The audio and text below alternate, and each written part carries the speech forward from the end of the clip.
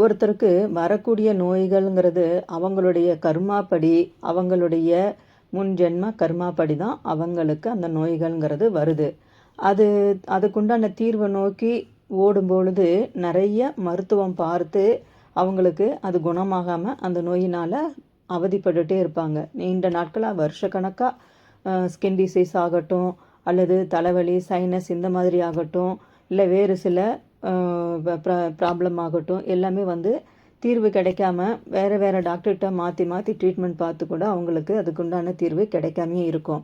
இப்போ இந்த மாதிரி இருக்கிறவங்க என்ன பண்ணலான்னா, அவங்களுடைய ஜாதகத்தை ஆய்வு செய்து அவங்களுடைய ரோகாதிபதி என்று சொல்லக்கூடிய 6ஆம் அதிபதி எந்த நட்சத்திரத்தில் சாரத்தில் அமர்ந்திருக்காருன்னு பார்க்கணும்.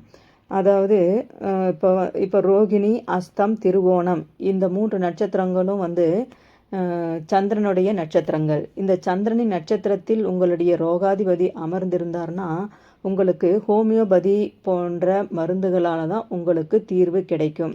இதை கரெக்டாக தெரிஞ்சுக்கிட்டு அதுக்குண்டான வழிமுறைகளை நீங்கள் தீர்வு காணும் பொழுது 100% உங்களுடைய நோய்கள்ங்கிறது குணமாகும்.